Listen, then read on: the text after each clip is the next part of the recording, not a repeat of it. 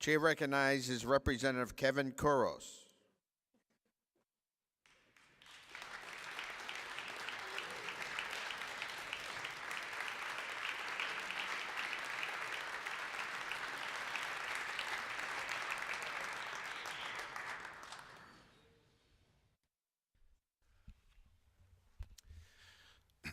So I guess this will be the last time for the foreseeable future that I'll be able to begin a speech with "Thank you, Mr. Speaker," and through you to the members. So with no further ado, thank you, Mr. Speaker, and through you to the members. As I was thinking about what to say today, I struggled with the best way to try to encapsulate 8 years of my life into 10 minutes. And I quickly came to the realization that's impossible to do so. So regardless of how many colleagues or constituents or organizations that you thank, you'll forget someone. And rather than risk offending someone, what I like to do is keep my thank yous to a minimum. But first, I need to thank my wife, Linda, who's here with me today, filming. Thank you, Linda.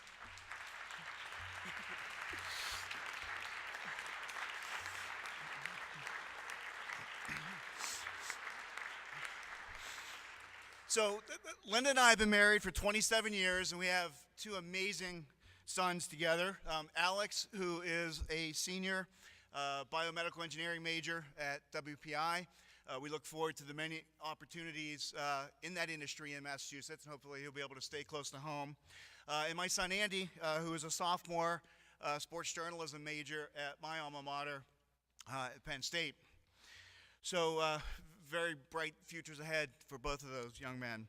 But besides being with me here today, Linda's been with me every day for nearly 30 years on this crazy walk of life.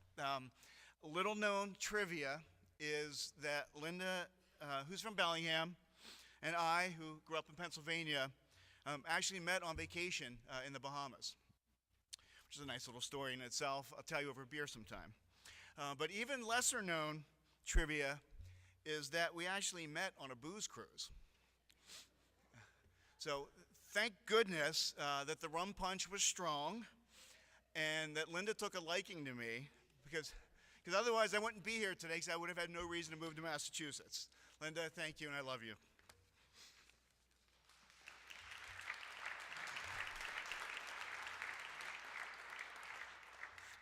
I also can't say enough about my boys, who unfortunately can't be here today, but how proud I am of the fine young men they've become.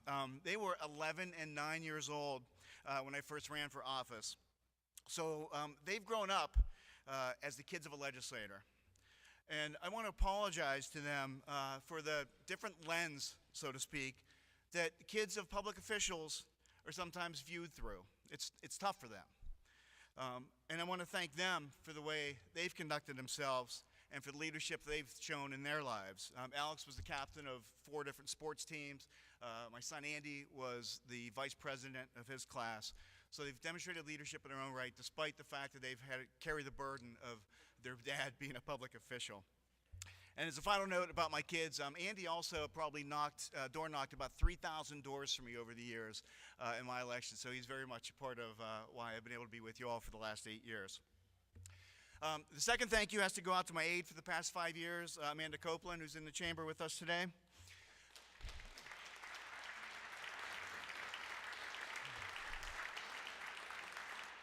Amanda has the unenviable job of trying to make me look good. She puts up with me being super anal retentive about written communication. At my insistence, she's coached countless interns on the proper format for a block letter, that you fold the letter up and then down from the top, right? And how to insert it into an envelope, and yes, how to properly address an envelope, right? So I'm sure she hates me for that, every minute of it. But in all honesty, it's been for the greater good of improving written communication in the 8th Worcester District, so thank you. Seriously though, Amanda defines what it means to be a great aide and goes above and beyond. job description. I just want to give you a real quick example. A few years ago, we received a constituent call from a woman who had an adult disabled child living with her. The woman called in desperation because the gas company had just shut off her gas for non-payment. She had no heat. Amanda sprung into action, and I believe by the end of the day, had secured enough money from St. Vincent de Paul and a couple other organizations to get the gas company to turn the gas back on. However, that was not going to happen until the next day. So there was one potentially cold night for this constituent to deal with. Amanda went above and beyond. She stopped at her parents' house, grabbed a couple space heaters, and took them to the woman's apartment to keep her warm for the night. That's the definition of a great aid. Thank you.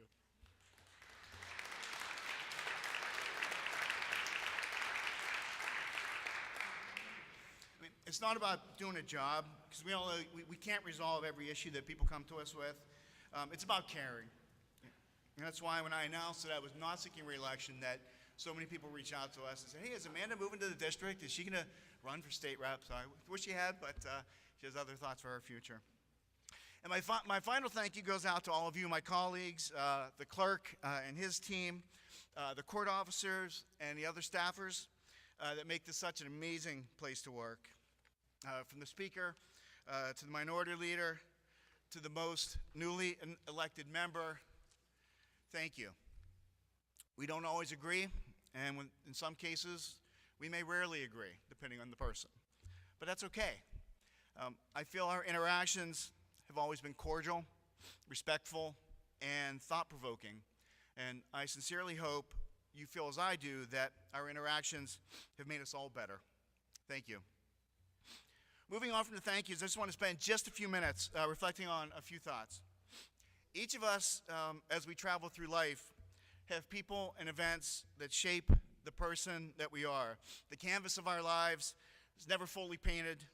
We're forever a work in progress. I'll never forget my entrance into this esteemed body 8 years ago. You know, first when you're running and you're campaigning, you're just 100% focused on the campaign, right? We've all been there, right?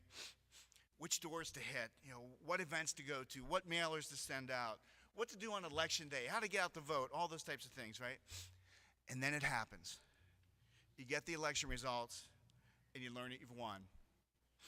So you decompress for a few days or a few weeks, depending on the person, and then you start to transition from being a candidate to being a legislator. And one of the first steps in that process is you go out to UMass, right? And you go out for the new legislator orientation program, which is wonderful, and I think it's a tribute to the institution that we help new members try to get prepared for their job.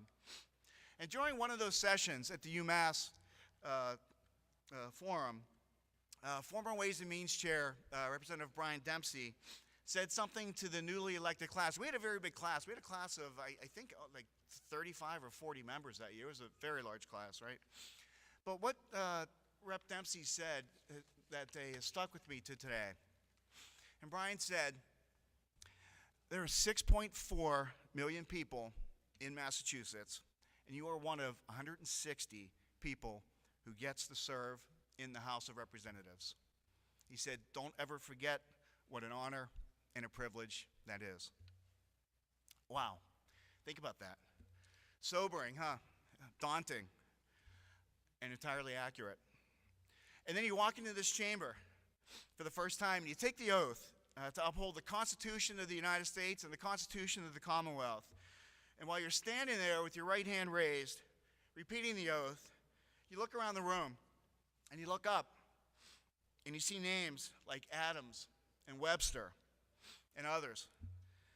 And you realize for the first time that you're serving in the same legislative body as some of the founders of our great country. Just wow, it's amazing. And you look around the chamber and you see your colleagues from around the Commonwealth, and you wonder how collectively 160 people with such diverse perspectives and views can ever effectively legislate. But somehow we do. And I think it's because the institution is bigger and better than any one of us. But it's also bigger and better because of every one of us. So we go hand in hand. We transform the institution through our participation, but it also transforms us. I need to share just a transformational experience I had. Many of you likely have very similar stories of your own, but here's mine. I made a practice over the last 8 years of scheduling office hours in each of my communities every other month. And one night, we're in the Uxbridge Senior Center. Office hours are wrapping up at 7, around 7:15 or so. We were there a little bit late. Middle-aged gentleman walks in to the Senior Center.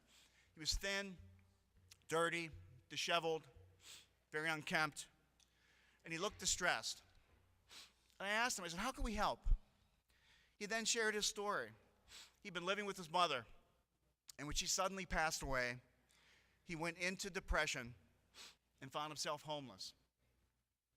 I asked how long ago his mother had passed away. I expected to hear 3 months ago, 6 months ago, whatever. I was shocked when he said 8 years. For the better part of 8 years, he had drifted from shelter to shelter,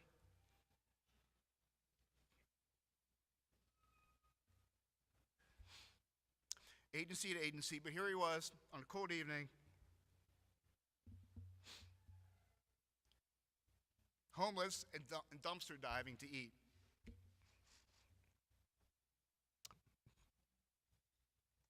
So we jumped into action. Working with the town manager, senior center director, St. Vincent de Paul, St. Mary's Church, and others, we were able to get him into a hotel room, short term, and eventually into public housing. It's what we all do as legislators, right? But it wasn't that wasn't a transformational moment for me. That came a year or so later when I was up for re-election.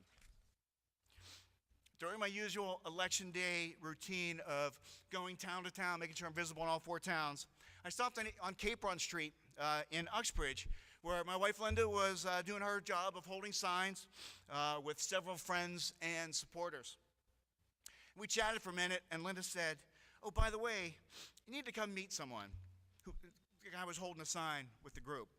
So she takes me over to the man and introduces me.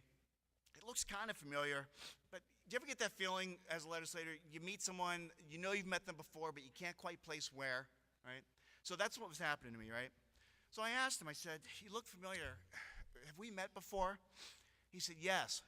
He said, a year or so ago, I walked into your office hours, and I was homeless. He said, you helped me out. You changed my life for the better. And when I saw your wife holding your signs, I had to come help. Thank you, what you've done for me. I was blown away. I barely recognized him. He'd gained 20 or 30 pounds. He was clean, had nice clothes on. He was smiling.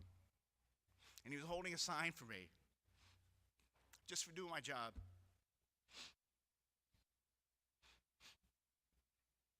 It was that day that the value of what we do as legislators truly hit me. What's just a constituent case for many of us, and I don't say that to diminish it in any way, can be life-changing for those that we help.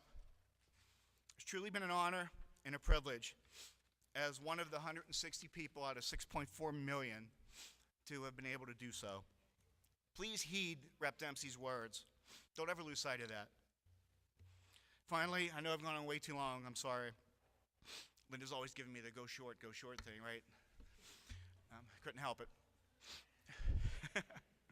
Finally, in closing, I want to thank former President George Herbert Walker Bush for his service to the country. In his honor, I am wearing brightly colored socks today, which also happen to have the Republican elephant on them, just for the record here. God bless you, President Bush, and may you rest in peace as you're reunited with the love of your life, Barbara. And while this speech has been about reflecting over the last 8 years, I want to end with a quote from President Bush. And he said, "The American dream means giving it your all, trying your hardest, accomplishing something. And then I'd add to that, giving something back. No definition of a successful life can do anything but include serving others." Thank you all for the past 8 years, and God bless you all It's been an honor and a privilege. Thank you.